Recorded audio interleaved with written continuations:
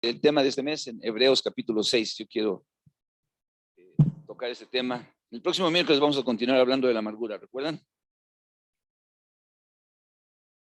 Es un tema interesante, ese de la amargura. Hebreos capítulo 6, vamos a leer los primeros versículos.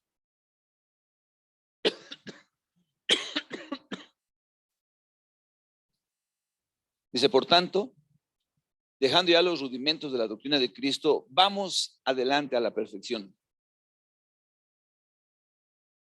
Escúchelo bien. Dejando ya los rudimentos de la doctrina de Cristo, vamos adelante a la perfección, no echando otra vez el fundamento del arrepentimiento de obras muertas. Estos son fundamentos de la fe cristiana. ¿Cuáles son los fundamentos? Arrepentimiento de obras muertas, de la fe en Dios, de la doctrina de bautismos, de la imposición de manos, de la resurrección de los muertos y del juicio eterno.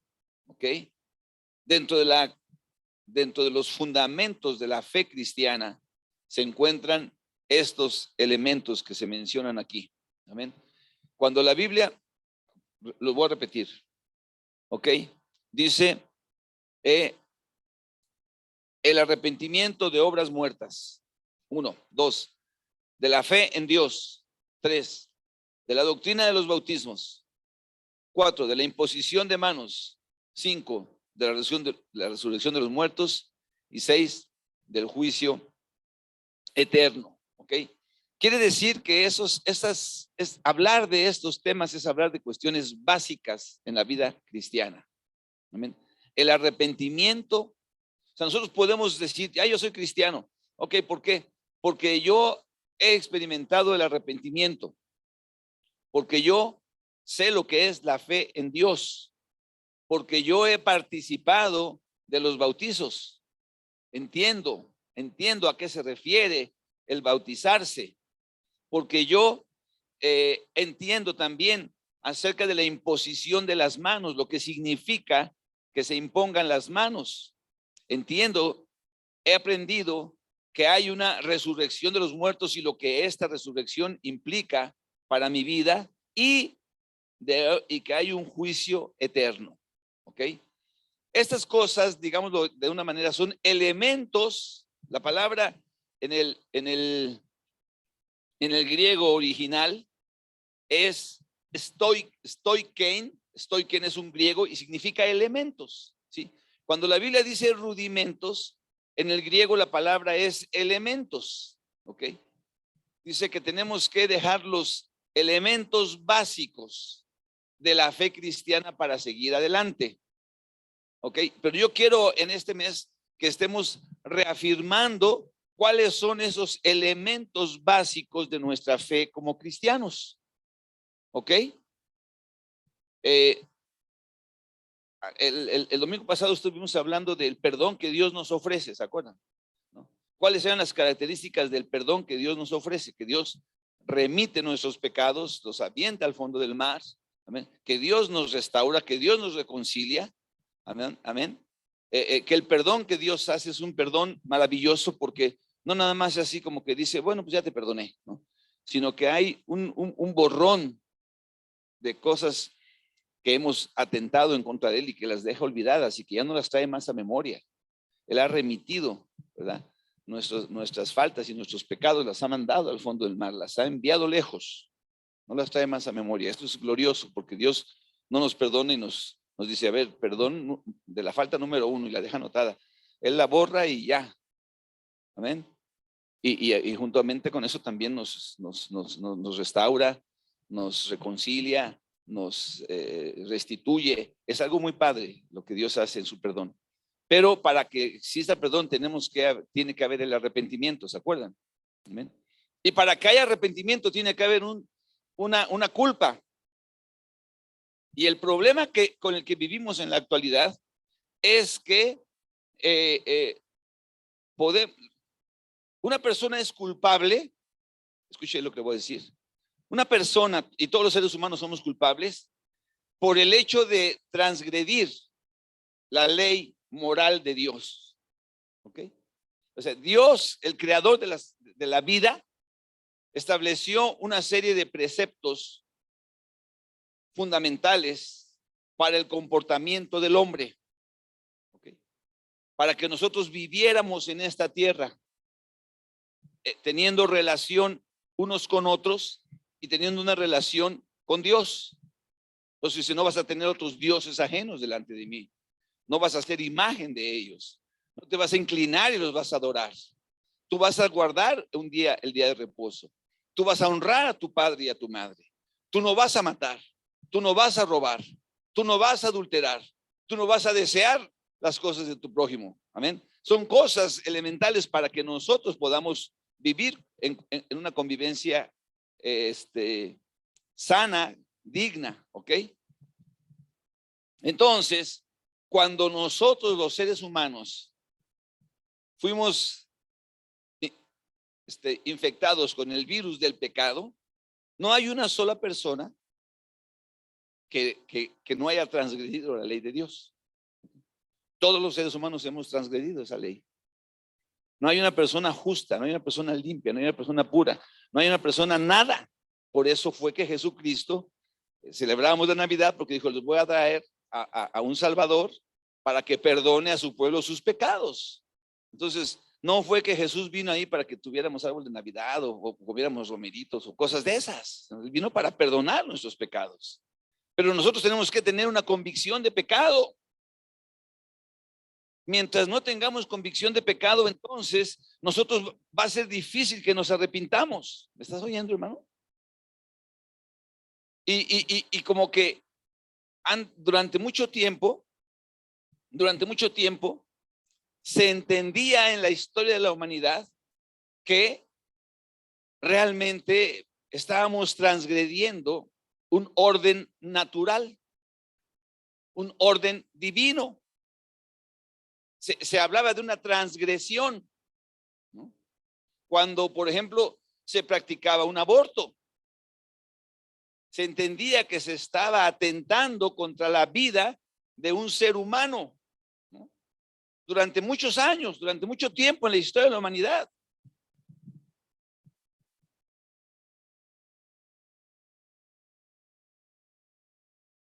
Sin embargo, hay algo muy interesante en la raza humana.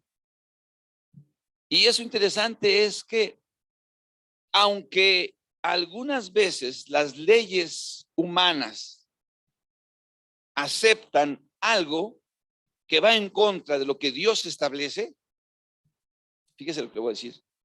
Cuando se hacen leyes de los hombres que van en contra de lo que Dios establece o que permiten hacer cosas que Dios no permite, en el ser humano hay un sentir de culpa. Dios ha puesto en nuestros corazones ese sentir, esa conciencia del bien y del mal. No importa que hoy pueda haber ya países donde se acepta y se regula la pedofilia. Y estamos hablando de algo grave. Pero los países dicen, no hay ningún problema. ¿Sí me explico? Pues si una persona adulta quiere hacer algo inmoral con no hay problema. Dios dice, sí hay problema. Aunque el hombre diga, no hay problema. Pero lo más interesante de todo esto es que el hombre mismo, el transgresor, no puede decir, pues como me dan permiso por la ley de los hombres, entonces no siento culpa, sino que se experimenta culpa. ¿Me oyes, hermano? El ser humano está hecho de esa manera. El problema es que vivimos en una sociedad que está tratando de alterar nuestra conciencia y de cauterizar nuestra conciencia. Amén. Entonces, si tenemos la conciencia cauterizada, entonces no hay ningún problema. Yo les decía hace unos días, ¿no? De lo que había pasado en Argentina cuando dos mujeres lesbianas matan al hijo de una de ellas de 5 años y no nada más lo mataron, le destruyeron sus órganos sexuales porque era hombre. ¿Sí me explico? Y nadie dijo nada. No hubo las grandes cosas de feminicidas que mataron a una mujer. No hubo nada de olas. Sin embargo, el ser humano no puede tan fácilmente pasar por alto esta culpa. La culpa es un problema con el cual el ser humano va a vivir. Y una culpa real solamente puede ser borrada con un perdón real. Con un perdón real. Amén. Así que si alguien va con el psicólogo, fíjese, señor, que yo tengo corazón de condominio y pues quiero tener como 5 esposas y que no hay problema. ¿Tú tienes 5 esposas? Bueno, pero en cada ciudad, bueno, no hay problema. Entonces uno dice, ay, ya el psicólogo me dijo, entonces ya puedo hacerlo. No es cierto, no es así de fácil. Aunque haya personas especialistas en quererte quitar las culpas, hay una culpa que no se puede quitar porque Dios la puso en nuestras vidas, en nuestros genes. Ahí estamos, somos culpables. Estamos haciendo algo que va en contra de lo que Dios estableció para la convivencia y la sanidad de las relaciones humanas. Amén. Pero no se puede alterar. Nosotros vamos en una espiral descendente, hermanos. Fíjense, estaba yo escuchando los datos históricos. Cuando se da la Revolución Francesa, también se da la Revolución de Estados Unidos. Y cuando se da esta revolución, los franceses están luchando contra Dios. Ellos quieren vivir una vida que no tenga nada que ver con los parámetros de Dios. Y los estadounidenses están haciendo una guerra en donde sí quieren que se establezcan los parámetros de la verdad de Dios en su país, ¿no? Se logra, se llega a hacer esa revolución, pero después, en el siglo pasado, en los años 60, viene otra revolución en Estados Unidos que ahora sí va en contra de lo establecido por Dios y se empieza a entrar en una vida de degeneración. Desde 1960, y como es un país tan poderoso, trae una influencia sobre todo el mundo. Ahí empiezan realmente las drogas a aparecer como un elemento ya permitido. Hubo un concierto de música, no me acuerdo cómo se llama eso. ¿En qué año fue? ¿En dónde? Y las personas que estaban ahí estaban todas bien cuerdas, bien nada sobrias, ¿no? Bien alertas con todos sus sentidos. No. Ahí empezó. Amén. Y se empezó a buscar la manera de hacer lo que hoy se ha establecido, ¿no? Que el hombre tiene el derecho de hacer con su vida lo que él quiera. Eso es lo que es bien curioso, porque a nivel individual se ha establecido ya que el hombre tiene derecho a hacer con su vida lo que él quiere, y ya se ha establecido legalmente. Sin embargo, ¿no? A nivel institucional, pues no es tan fácil, no lo permiten tan fácilmente, ¿no? O sea, si una persona se casa y después se quiere divorciar, ¿no? Es un broncón. Pero pues ya el hombre puede hacer con su vida lo que él quiera, físicamente o personalmente o individualmente, ¿no? Dice una mujer, yo tengo mi cuerpo y no quiero que mi cuerpo se deforme con una criatura creciendo en mí. Así es que búsquenme un lugar donde yo pueda deshacerme de esta malformación. Y cuidadito que alguien diga que está mal. Que alguien pueda decir, oye, ¿cómo te atreves a hacer esto? ¿Qué persona eres tú? Entonces, se está buscando, hermanos, que el ser humano se atrofie en su conciencia. De hecho, los psicópatas, ¿no? Son personas que hacen cosas y que no tienen la conciencia de lo que hicieron, pero eso es una enfermedad, no es una normalidad. Un psicópata puede agarrar y decir, pues yo voy a matar a 20 personas y no siento ninguna culpa por haberlas matado, pero eso es porque están enfermos, porque hay algo que se les atrofió. Bueno, Pues el problema es que ahora nosotros, el mundo está queriéndonos meter en una situación en donde nuestra conciencia no nos reclame cuando hacemos algo que vaya en contra de lo que Dios establece en la Biblia para nosotros. ¿Sí me estoy explicando? Ese es el problema que vamos a estar enfrentando y que estamos ya enfrentando. Amén. Si tú si tú transgredes y no sientes ningún tipo de culpa y no experimentas ningún tipo de dolor por haber transgredido, entonces, ¿de qué te vas a arrepentir?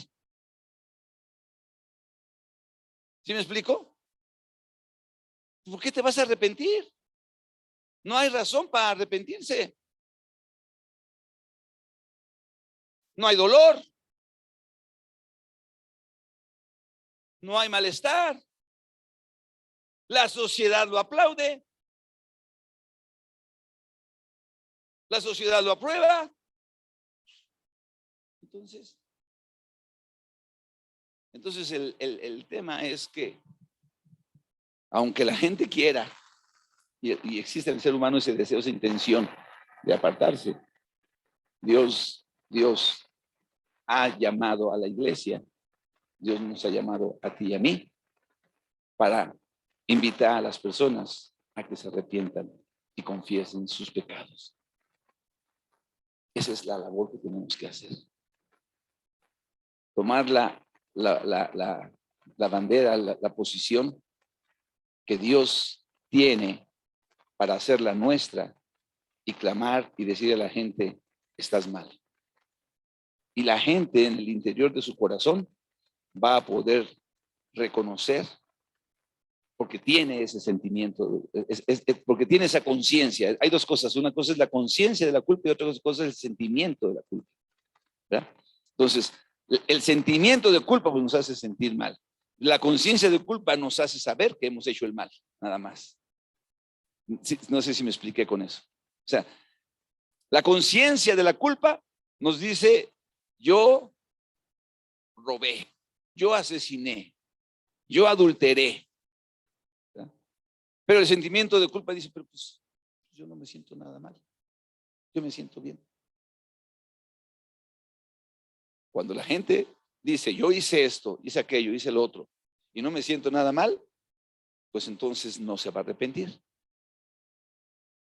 Pero cuando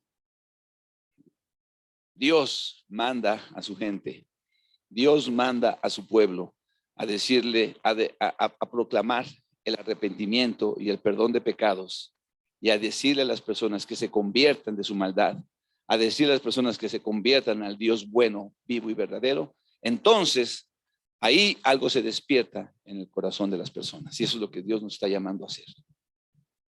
Amén. Durante algunos años, durante mucho tiempo, durante lo que sea, nosotros, quizá la mayoría de nosotros, nunca sentimos una cuestión de que éramos transgresores de la ley y no sentíamos de que teníamos que arrepentirnos. Pero llegó el momento donde Dios empezó a conviccionarnos de pecado. Y nos dimos cuenta y dijimos, ah, caray, pues creo que eso sí es pecado. Creo que esa mentira que dije sí es pecado.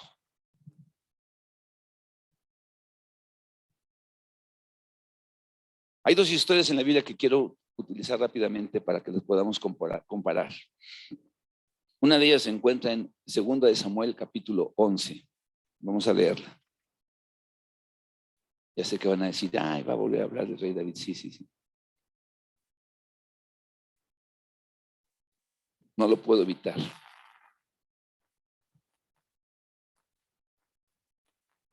Segunda de Samuel 11. Bueno, en el 11 dice lo que pasó, pero eso se los voy a platicar. Les voy a contar y vamos a leer Segunda de Samuel 12. ¿Okay? Segunda de Samuel 11 nos dice que había un tiempo en que los reyes salían a la guerra, y en el tiempo en el que los reyes salían a la guerra, David, en lugar de ir a la guerra, se quedó en su palacio, descansando. Y sucedió una tarde que él estaba ahí, que se asoma por su balcón y ve ahí a unas cuantas casas a una mujer hermosa bañándose. Normalmente la gente se baña sin ropa, entonces La vio bañándose. ¿Ok? Entonces la vio y dijo, ah, caray, ¿esta persona quién es? Y en pocas palabras, adulteró con ella. Era esposa de uno de sus oficiales, de sus generales, de sus gentes importantes que participaban en su ejército para extender el reino de Israel. Uno de sus principales guerreros era el esposo de esa mujer. Y David dijo, no, pues él está ocupado. Tomó a la mujer quedó embarazada, le dice, oye, estoy embarazada. Ahora sí que no la mueles. Deja de ver qué hacemos. Y dice, a ver, manden al general a su casa. Tráiganlo para acá y que se acueste con su mujer para que le carguemos el muertito. Así fue. El hombre que tenía un corazón conforme al corazón de Dios hizo eso. Entonces, ya a la mañana siguiente dice, ¿qué pasó? ¿Cómo te fue con tu mujer? No, dice, ¿cómo ves? ¿Cómo crees? Yo no puedo ir, estar en la casa muy a gusto, mientras mis compañeros en la batalla están allá exponiendo y arriesgando su vida. Sería desleal de mi parte. Dice, ¿cómo le hago? Pues ya sé lo que voy a hacer. Dice, voy a volverlo a mandar al frente. Y le digo al general en jefe que cuando estén en lo más recio de la batalla, así como que corran todos sin avisarle a él y lo dejen solo. Entonces todos corran y lo maten, los enemigos. Ah, sí, perfecto, así lo hacemos. Entonces el general dice, ay, aquí está ya todo lo más tremendo, todos ya matándose y salen corriendo todos, menos él se queda solito contra todos, así es que lo matan. Y entonces le mandan a decir a David, David, perdimos contra aquellos. Ah, ¿cómo? Sí, salimos huyendo, sí, cabrón, ya ni la muela, pero se murió aquel. Ah, bueno, ok. Así es. Se le importó un cacahuate. Su dignidad, el reino, todo, porque había cometido un pecado. Y después de esto, hermanos, él ya dijo, bueno, o sea, ya está viuda, pues ya está libre, pobrecita, se quedó viuda, se murió su esposo, pues ahora me lo voy a traer a la casa. Así lo hizo, así lo hizo. Para que nos demos cuenta que no hay un hombre justo, no hay uno que sea el campeón, no. Entonces este hombre ya pasó, ya hizo todo, ya está, ya vive con la mujer. Por cierto, el niño, pues muere, pero bueno, la cosa está en que él ya como que se le había olvidado esa parte de su vida. Como que ya no tenía, ¿cómo se llama? Grabado en su cerebro que había adulterado y que había matado. Como que además era el rey. Y como era el rey, pues ni modo que le iban a estar alguien poniéndose pues, quiere ser el rey, ¿no? Y aparte que todo era bravo. Entonces, pues menos, ¿no? Pero Dios, dice la Biblia, en el versículo 27, la parte final del capítulo 11, versículo 27, dice, mas esto que David había hecho fue desagradable ante los ojos de Jehová. Toda esta historia que les dije, toda esta historia que les acabo de contar, todo está en el capítulo 11. Y dice, ahí está, ¿no? Pasó el luto por la mujer y le dio luz un hijo. Sí. Mas esto que David había hecho fue desagradable ante los ojos de Jehová.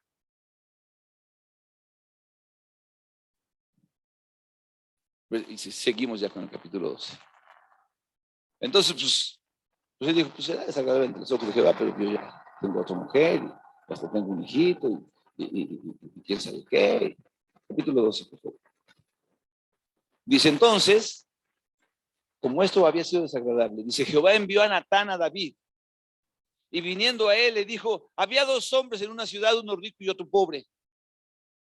El rico tenía numerosas ovejas y vacas, pero el pobre no tenía más que una sola corderita que él había comprado y criado y que había crecido con él y con sus hijos juntamente, comiendo de su bocado y bebiendo de su vaso y durmiendo en su seno, y la tenía como una hija. Y vino uno de camino al hombre rico, y el rico, dice, no quiso tomar de sus ovejas y de sus vacas para guisar para el caminante que había venido a él, sino que tomó la oveja de aquel hombre pobre y la preparó para aquel que había venido a él. Entonces, Natán, el profeta de Dios, le dice, oiga, mi rey, usted que es tan sabio y tan recto y tan correcto, dígame por favor, ¿qué hacemos? Porque un hombre tenía un chorro de ovejas, era rico, y el otro más tenía una sola. Y vinieron a visitar al rico una persona, y en lugar de agarrar de sus muchas ovejas, le quitó al pobre su única ovejita. Y con esa la cocinó para darle de comer a aquella persona. Siga, póngale por favor ahí. Entonces, cuando esta persona le dice eso a David, Natán, dice, se encendió el furor de David de gran manera contra aquel hombre.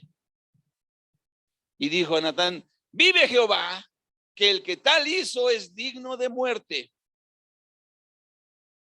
Entonces, ¿cómo es posible? A esa persona que hizo eso hay que matarlo, dijo David. ¿Cómo teniendo tantas ovejas agarra y le quita al otro que no tiene? Ese merece morir. Pero no lo dijo así como que, pues, estoy pensando, sería bueno que no, estaba lleno de coraje, de furor, estaba encendido en sus sentimientos, sus emociones. Iré de pagar la cordera con 4 tantos porque tal cosa hizo y no tuvo misericordia. No, estaba muy recto en sus convicciones, ¿no? Entonces dijo Natán a David, tú eres aquel hombre. Y así ha dicho Jehová de Israel, yo te ungí por rey sobre Israel y te libré de la mano de Saúl. Te di la casa de tu señor y las mujeres de tu señor en su seno. Además, te di la casa de Israel y de Judá. Y si esto fuera poco, te habría añadido mucho más. ¿Por qué pues tuviste en poco la palabra de Jehová haciendo lo malo delante de sus ojos? A Urías Eteo heriste a espada y tomaste por mujer a su mujer, y a él lo mataste con la espada de los hijos de Amón. Amén. Había sido desagradable delante de los ojos del Señor. No pasó por alto. Hermanos, yo creo que sepamos algo. Muchas de las cosas que hacemos pueden ser ocultas delante de los hombres y delante de la ley de los hombres, pero delante del Señor nunca. Nunca. Amén. Y aunque estemos acallando nuestra conciencia, porque David había como que masajeado su conciencia, David había transgredido, había cometido ese pecado, había matado a uno de sus hombres más importantes, más leales, más fieles, con una calidad moral impresionante. Él lo mandó matar, se quedó con su esposa, hizo algo totalmente menospreciable ante los ojos de Dios. ¿Me estás oyendo? Y él, de todas maneras, ya se sentía con la conciencia muy tranquila, muy limpia. Pero Dios, por amor a David, que es lo más importante en esta historia, por amor a David, mandó a Natán.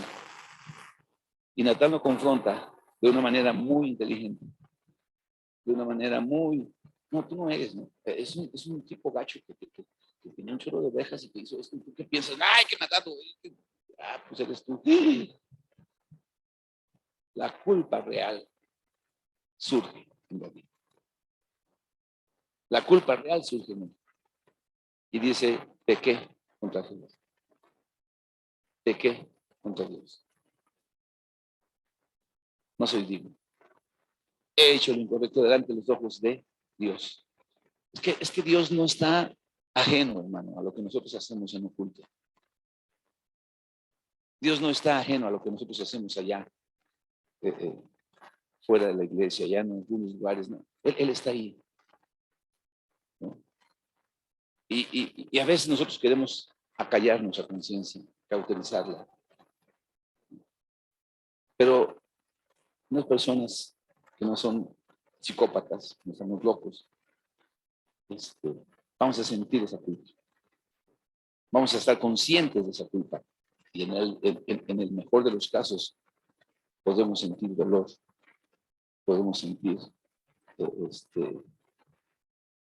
no podemos sentir mal a causa de esa culpa, a causa de ese pecado que hemos cometido. Y solamente cuando cometemos un pecado y nos damos cuenta de eso, entonces podemos arrepentirnos. Y cuando nos arrepentimos, entonces podemos encontrar la cura real, el perdón real a nuestra culpa real. Y el Dios que tenemos es amplio en perdonar. Y si nuestros pecados sean rojos como la sangre, los hace blancos como la lana. Y si fueren rojos como las flores estas, los hace blancos como la nieve. Amén. Pero necesitamos arrepentimiento de obras muertas. Necesitamos iniciar así la vida cristiana. Si nosotros no nos arrepentimos de lo que hemos hecho, entonces hay algo que se está alterando en nuestra conciencia y que quién sabe dónde podamos terminar el día de mañana. Amén. Cuando yo estaba leyendo el profeta Jeremías, vi todas las advertencias que Dios estuvo haciendo sobre Israel y sobre Judá. Amén. Y a Judá le decía, mira, ve a Israel lo que está haciendo. Date cuenta cómo ha sido una persona adúltera. Date cuenta cómo ha adulterado, cómo ha fornicado con otros dioses allá en las montañas, debajo de todo árbol frondoso. Judá agarra la onda, entiende lo que Israel. De todas maneras, Israel cayó en la misma situación y Dios envió un juicio. Amén. Cuando nosotros como cristianos no entendemos que estamos obrando en contra de la santidad de Dios, que estamos actuando en contra de un Dios bueno y bondadoso, no vamos a arrepentirnos, hermanos. Tiene que haber una obra sobrenatural del Espíritu de Dios para mostrarnos que somos dignos. Merece la muerte. ¿Has pensado que mereces la muerte espiritual? ¿Has pensado que si tú murieras te irías al infierno, alejado de Dios por toda una eternidad, para siempre? ¿No? Cuando pensamos eso es cuando podemos corregir. Cuando nos sentimos indignos, cuando nos sentimos transgresores, chafas, es cuando podemos volver al Señor. A Él es el único que quita las culpas. Él es el que pagó el precio por nuestros pecados. Para eso vino, nació sin pecado, vivió sin pecado, murió sin pecado, para poder tomar nuestros pecados y hacerse maldito al colgarse en una cruz. Llevar nuestra carga. Amén. Pero necesitamos sentir ese dolor en nuestra vida para arrepentirnos de esas obras muertas que solamente nos llevaban a la muerte. Las obras muertas son las que producen muerte. Las obras muertas son todas esas acciones pecaminosas. Dios quiere que cada persona que viene a la iglesia, que cada persona que empieza a caminar en su voluntad, camine hacia la perfección. Que no se quede, amén, que no se quede nada más en que, ay, pues me arrepiento y no pase de ahí, Él quiere que nosotros podamos decir, me arrepiento y a partir de ahora mi vida va a ser una vida de consagración a Dios. El apóstol Pablo lo entendió de esa manera y dijo, todo esto que para mí era ganancia, ahora es una pérdida, es más, es basura. Yo lo que quiero es alcanzar un día, estar delante de la presencia de Dios y ser hallado, aprobado. Amén. Y solamente con ese pensamiento, él se armó de un pensamiento y ese pensamiento es, yo no he acabado todavía. Dios no ha acabado conmigo. Hace falta mucho que tiene que hacer por delante conmigo. Yo prosigo a la meta. Yo continúo en pos del llamado que Dios tiene para mi vida. Yo quiero seguir adelante hasta lo que Él quiera para mí. Eso es lo que tenemos que pensar cuando venimos a la iglesia. Eso es lo que tenemos que pensar cuando estamos hablando del año 2022. Le tenemos que decir, Señor, muéstrame cómo tengo que hacer para seguir caminando. Allá atrás, ya no está ahorita, está ya llevaste a tu hijo, hermana Diego, ya está por allá. Amén. Diego, lo hemos tenido aquí prácticamente, ahí a tiro de piedra, nosotros sentamos allá atrás y ahí está, desde que iniciamos aquí la iglesia. ¿Qué edad tiene Diego ahorita, hermano? 1 año, 3 meses. Entonces, ponle febrero del año pasado, tendría como unos 4 meses, a lo mejor. 4 meses, ¿no? 5. Y aquí lo hemos estado viendo, ¿no? cómo ha ido creciendo, cómo ha ido desarrollándose. Amén. Y hoy en la mañana, cuando yo venía entrando, él ya estaba, antes de eso, bueno, lo hemos visto, cómo andaba gateando, ¿no? Le ponía de repente una pluma por ahí y la miraba y empezaba a gatear. Y luego otra cosa y ahí andaba. Y casi no chilla, pero bueno. ¿Eh? Pero hoy en la mañana que venía yo entrando, que lo veo que iba caminando. Pero caminaba. Y de repente digo, parece avión caminar entre unas.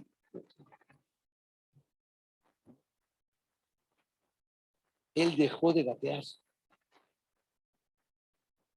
Se despojó del rudimento para gatear. Y ahora va caminando. Todavía no puede ni correr.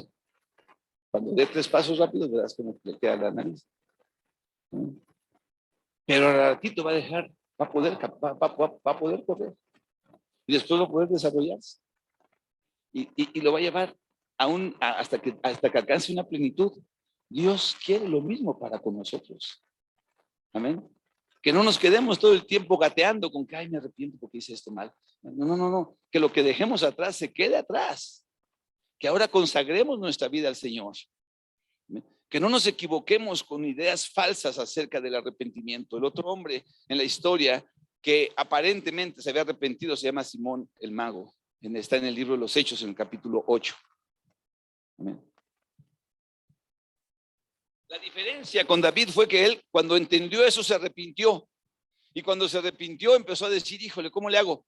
Y entonces en el Salmo 32 dice, bienaventurado el hombre, como decía esa alabanza que cantamos ahorita. Dichoso el hombre cuyos pecados le son cuya iniquidad ha sido perdonada y sus pecados han sido cubiertos. Bienaventurado aquel al cual Dios no culpa de iniquidad. Bienaventurado, bendecido, aquel que ha dejado atrás ese pecado y que va caminando hacia adelante. Aleluya, bienaventurado. Y él dice, por eso yo confesé mis transgresiones y tú me perdonaste, tú me oíste. Amén. Cuando Natán vino con David, David no dijo, ay, ¿cómo supiste que era yo? No. David verdaderamente se dolió en su vida, se dolió en su corazón. Hay escrituras en la Biblia que a veces se ven muy cortitas y que uno no las pasa por alto, como hace ratito decía Israel. Entre este capítulo y el otro han pasado 15 años, ¿no? En el libro de Esdras, pues así también yo puedo entender, yo puedo mirar la vida de David cuando Dios lo confronta a través de Natán, y conociendo a David, yo creo que este hombre no se le acabó. Y es lo que tenemos que hacer nosotros, decir, híjole, ¿cómo puedo seguir actuando como rey?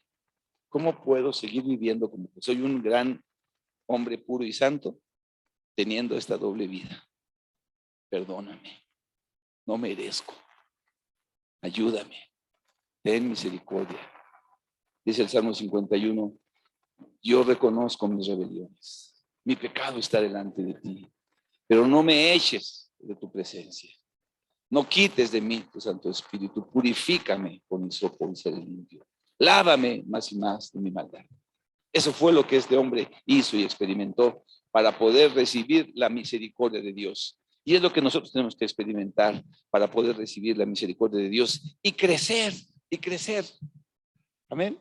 Aquí ya tenemos niños que han crecido, hermanos. Hay personas que conocen y que nos conocemos, ¿no? Conocen a mis hijos, por ejemplo, a David o a Israel, desde que estaban chiquititos y los han ido viendo crecer. ¿Pero por qué? Porque han dejado atrás esa situación y han caminado hacia adelante y le han decidido entregarle su vida en una consagración genuina a Dios. No nada más de dientes para afuera, no nada más para que mientras las cosas pasan o a ver qué sucede conmigo, ¿no? Este hombre, Simón el Mago, en capítulo 8, llegó el evangelio a la ciudad donde él estaba, a la ciudad de Samaria. Y cuando él estaba allí en Samaria, entonces hubo grandes señales y grandes prodigios y grandes maravillas. Y la gente, él que antes practicaba la magia y con sus artes mágicas engañaba a todos, la gente empezó a darle la espalda a él y empezó a ir en pos del evangelio y de Felipe. Y Felipe estaba ahí, que era el gran discípulo, estaba predicando la palabra de Dios. Y entonces, cuando él se da cuenta de esto, él corre con Felipe y se bautiza.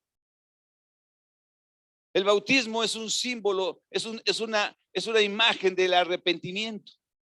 Cuando yo me bautizo, yo me arrepiento, yo entierro mi vida vieja y salgo a una vida nueva. Y este hombre se bautiza, pero resulta que a los pocos días vienen de Jerusalén Pedro y Juan y empiezan a orar por las personas para que reciban el Espíritu Santo, el bautismo del Espíritu Santo. Y cuando él ve que por la imposición de Pedro y de Juan, por poner las manos en la gente recibe el Espíritu Santo, entonces va y les ofrece dinero. Vamos a leerlo ahí en el libro de los Hechos, capítulo 8.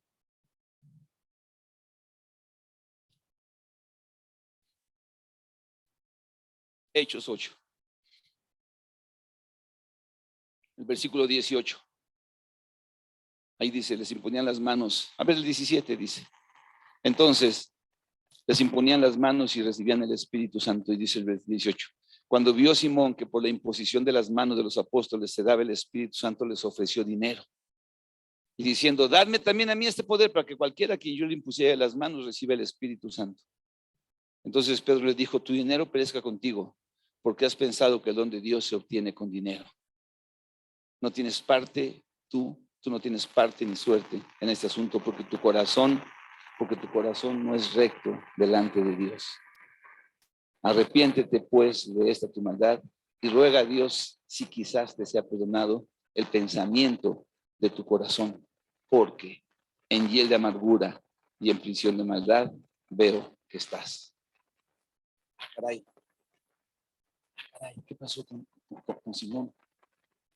Él había mirado todas las cosas sobrenaturales, había mirado todo lo padre, y entonces vio que las personas que enfermas eran sanadas, y vio grandes, dijo, pues, ¿y cómo le hacen estos? ¿Quién sabe? Pues no sé, voy a que se bautice uno, pues yo me bautizo. Si ya se bautizó, pues que andemos con Felipe, y andaba con Felipe, y que ahora que, ya, y el Espíritu Santo no, dice, ya, ¿cuánto quieren que yo les dé para ti? Y entonces Pedro dice, que ¿de qué se trata? Arrepiéntete. No. Hermano, muchas veces nosotros venimos a la iglesia y no nos hemos arrepentido. No nos hemos arrepentido. Venimos a la iglesia con intenciones personales, particulares, egoístas, ¿no? Venimos a buscar algo para nuestro beneficio. Y si para eso hay que bautizarse, pues me bautizo. Y si para eso hay que pagar un precio, pues yo lo pago. Y si para eso hay que ir a la oración en la mañana, pues yo voy a la oración. Pero tarde o temprano sale lo que hay adentro de nuestros corazones. Y salió lo que había en el corazón de Simón. Él quería seguir siendo un grande. Él quería seguir siendo alguien importante. Y no se había arrepentido, aunque se había bautizado. El arrepentimiento es el primer paso y el más importante para que nosotros podamos desarrollarnos y crecer espiritualmente hasta hacernos instrumentos en las manos de Dios, porque eso es lo que Dios quiere, que cada uno de nosotros podamos ser medios, canales, instrumentos para que la luz del evangelio llegue a otras partes, para que la sal de la verdad llegue a otras partes. ¿Me estás oyendo? Si es que vamos a ponernos rápidamente de pie.